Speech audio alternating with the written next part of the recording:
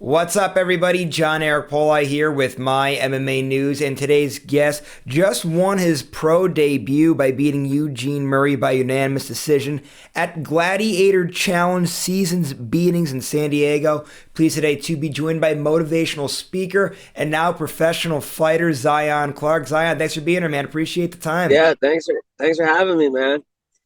Yeah, man, no problem at all. And before we get talking about this win here, I want to ask you just a little bit about your background. So, you were born with a rare birth defect called caudal regression syndrome, causing you to be born without legs. After that, in and out of foster homes growing up. I mean, very tough life growing up there. How were you able to be so motivated to stay on this path that you've been on and being able to inspire others and go out and do the things that you've been doing? Because it's been an amazing ride to follow you along and see this journey that you've been on. Yeah, man, it's just you gotta train your mind. You gotta wake up every day and look at the positive and think as just the moment you wake up as a blessing. Um, and as I progress as an athlete, the way that I've been able to motivate people, obviously I give speeches, but the best way to do it is to just by pure action. You go out and you chase what you want to do. The biggest inspiration is one that doesn't need any words.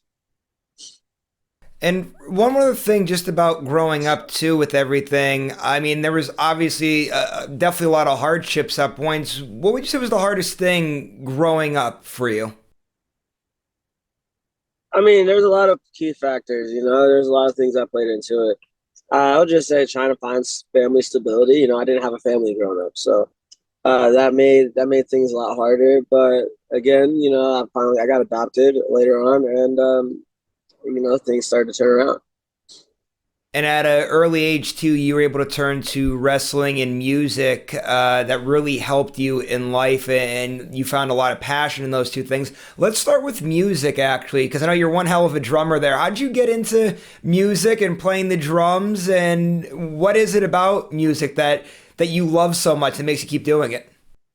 Oh man, it's I got into music when I was 3 years old. It's been a long journey. Over 20 years of just constant playing. And I got into it in the church actually when I was a kid. I got sat on the drummer's lap, and then I got to go ham with the sticks. A year and a half later, I'm playing a full drum set.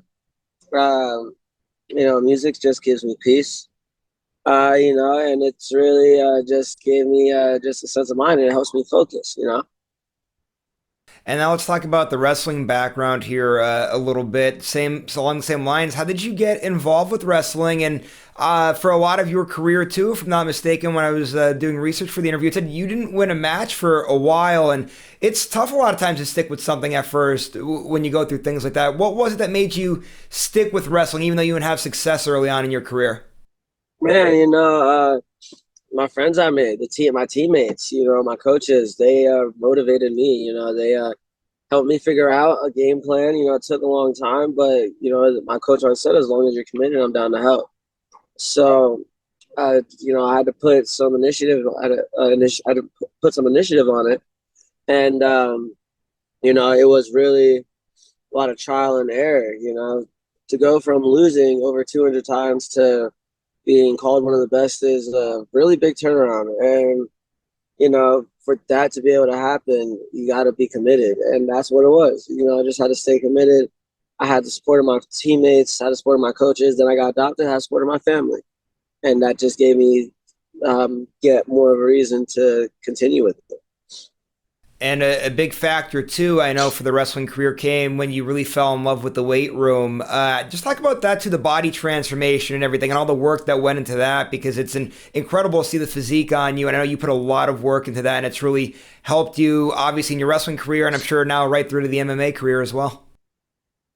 Weight training is definitely essential. I don't do it too much, if I'm gonna be honest. My strength comes from conditioning. So if you look at how yeah, I have big arms, or whatever, but I have the stamina. So with that being said, I lift for stamina, I lift for endurance, and that's played a big part. I'm not a weight room type of guy. I'd rather be in the cage or on the mat, actively learning how to do my craft rather than just trying to boost up my strength. because you can become stronger by training what you're in. And now let's talk college wrestling before we get into the MMA stuff here. You went to Kent State, had a nice career there. What was that like, just being a part of the college wrestling program? Obviously, Division One wrestling, it puts you into an elite category to say you're a Division One wrestler.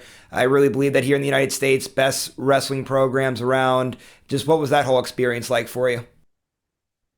It was again another blessing, man. I didn't even think I was going to make it to college for wrestling, and with everything that happened, a lot of things happened really quickly. A lot of things had big turnarounds.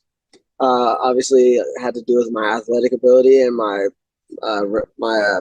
wrestling IQ, and it really it was a time, man. I lived a full college experience from just competing, going to class, partying, all the typical college things. You know what I mean? And it was a good time. And from there, that's where I kind of found out where I was like, oh man, I want to do MMA. And so for the last 4 or 5 years, I've been training out here in California, working with some of the best coaches and teammates I could find.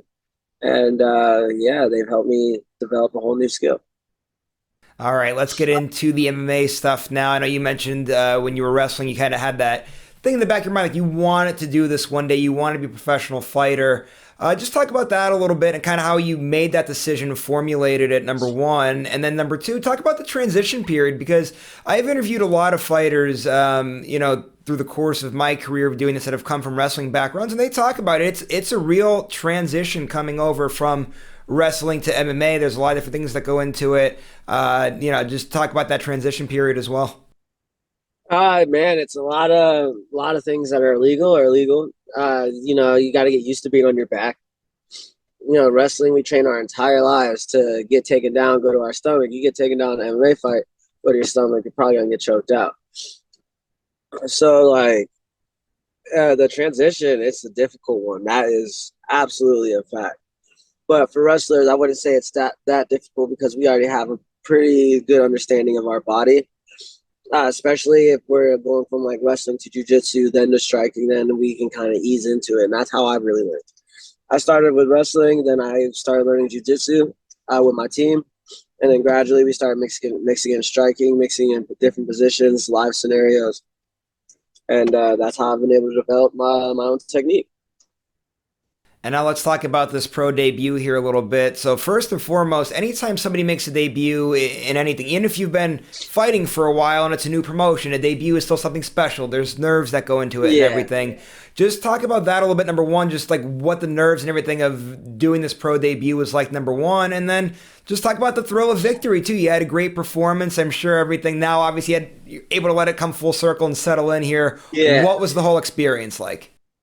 You're lying if you're not nervous before you go in to step into a cage fight. So I was nervous. I was excited. There's a lot of emotions. My family was there. And at that moment in time, I'd done as much training as I possibly could, and now it was time to showcase the skills I developed. Sorry, it's like getting gotten cold here, so I have a cold.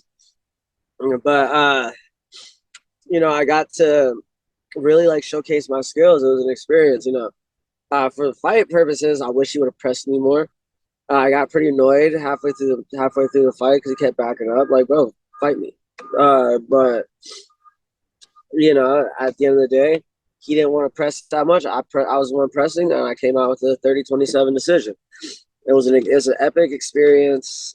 I had a sold out crowd. It was just something that I won't forget. Now we're on to the next one. And you're obviously very well known, obviously from your story, from the Netflix documentary and everything. Were you surprised that this win took off the way how it did? Because you couldn't go on social media that night and not see it anywhere. The victory was everywhere. It got the attention of Conor McGregor, obviously the biggest star in the sport. So were you surprised, number one? What was that like getting that shout out from Conor McGregor? That's pretty cool stuff there. That's cool, man. As martial artists, it's a good community. The MMA world is a massive community. It doesn't matter where you are, where you're from, if you speak a different language or not. It's cool to connect with people and to get respect from Connor. I'm grateful. You know what I mean? Partially, I want to shut up everybody has whatever they got to say. Like, I'm getting respect from the best fighters on the planet. And guess what? If you have something to say, fight me or shut up. All right, let's talk goals now in the sport. Short term, long term. What are the goals? Obviously, for next year here, obviously, one win underneath your belt here. I'm sure it's to get out and compete as much as possible. But short term goals, and then what's the long term goal here in the sport? I want a belt, man. For now, I'm taking it one day at a time, one win at a time. And after that, I'm just going to try to make a title. I want to win out the Gladiator League and then see what other thing waits for me. All right. One other thing here, just give a shout out to your coaches and teammates. I know you mentioned them before; they've really helped you out a lot to be able to go out and get the win in the pro debut and everything. I know you have a great team there around you. Just give them Yeah. a shout out and talk about them a little bit. Obviously, they're a great part and great people to have in your corner. Yeah, my coach Antonio McKee and I had AJ McKee in my corner. Those are my teammate and my coach. I know you guys probably heard of them. They're some of the most decorated fighters you can find. So working with them for years on end has been a real opportunity.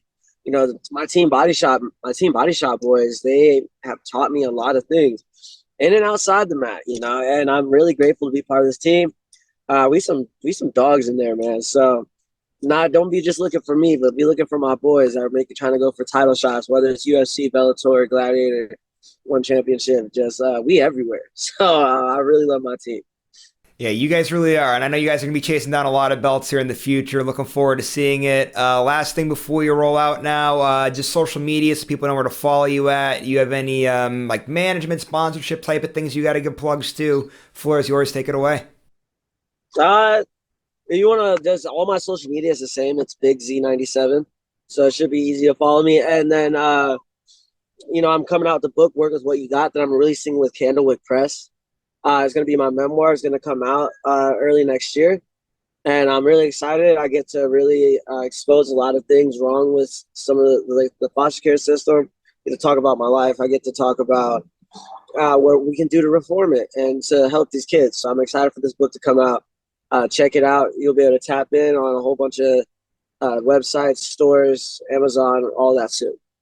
All right, Zion, I appreciate the time, man. It was great speaking with you today. I know we covered a lot in a short period of time. I know you have other obligations today to get to, so I'm going to let you take off. Just want, again, thank you so much for all the time today and for making time for this interview. I really appreciate it. And to everybody that was out there watching today's interview, just want to thank you guys as well. Really appreciate the time as always. Do me a favor, if you like today's interview, make sure you go to the bottom, give it a thumbs up, subscribe to this YouTube channel if you haven't done so already, and make sure you guys are keeping your eye out for My MMA News. We have great stuff that comes out every single day of the week, so make sure to keep the tabs on the website. Go to our social media pages: Facebook, Instagram, Twitter. Give us a like and a follow on there as well. We'll see you later, everybody.